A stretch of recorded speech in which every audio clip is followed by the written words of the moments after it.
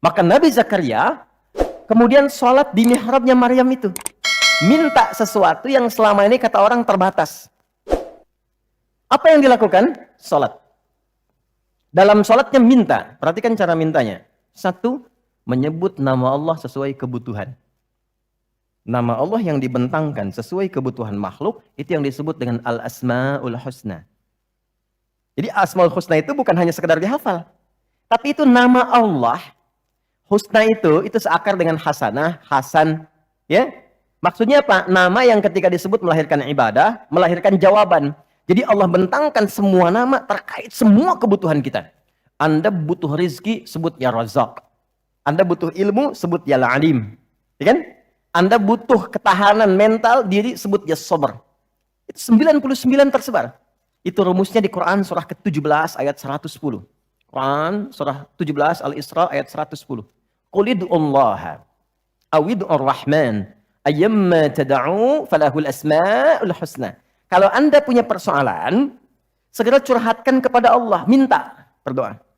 Sebut ya Allah yang standar, atau ya Rahman naik sedikit, atau pilih nama yang sesuai kebutuhan kita. Jadi nggak harus semua disebut, takutnya nggak butuh dikasih. Ya Allah ya Sabar, nggak pengen punya masalah, turun masalah kan? Nah, Nabi Zakaria divonis ada keterbatasan, nggak mungkin diberi. Maka beliau meminta dengan nama Allah yang memberi tanpa batas. Dalam bahasa Arab disebut dengan Wahhab, pemberi tanpa batas. Kalau dialihkan jadi bentuk permintaan, fi'lil amri lit talab. Bukan perintah di sini tapi untuk meminta. Maka rubah kalimatnya jadi hab. Kalau untuk pribadi, habli.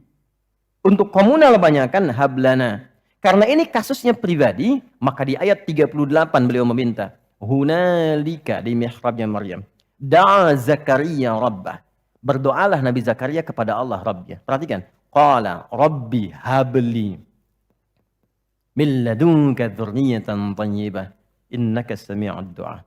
Ini fikih doa yang penting dipelajari. Ya Allah. Jadi kalau terjemah bebasnya begini. Mereka mengatakan, aku nggak mungkin punya keturunan.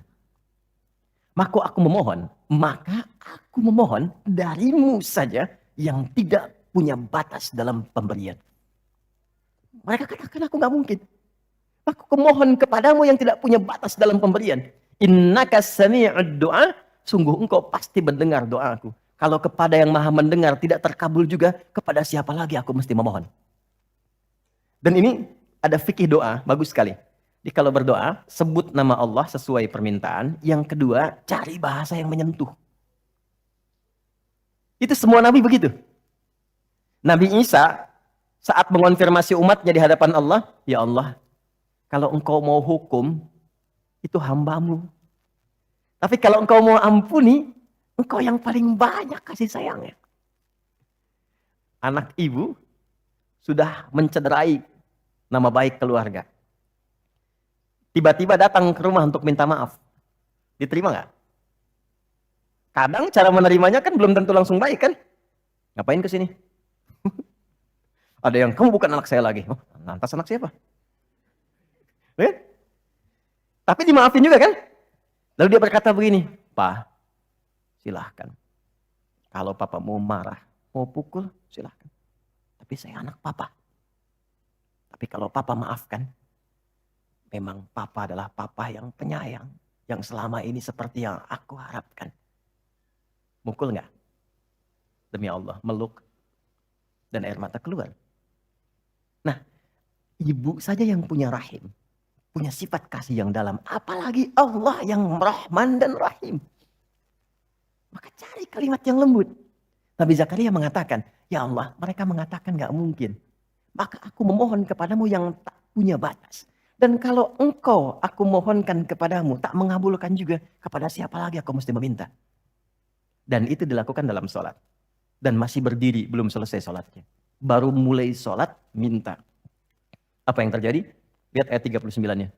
Pakai fa. Fanadathul malaikatu wahuwa qaimun yusalli fil mihrab. Annallah yubashshiruka biyahya. Maka nggak ada jeda. Fa itu harfu atfin rabitin baina syai'aini bila hudud. Paham? Tidak. Huruf sambung antara dua peristiwa yang terjadi tanpa jeda. Peristiwa pertama berdoa, peristiwa kedua dikabulkan. Antara berdoa dan dikabulkan tidak ada jeda.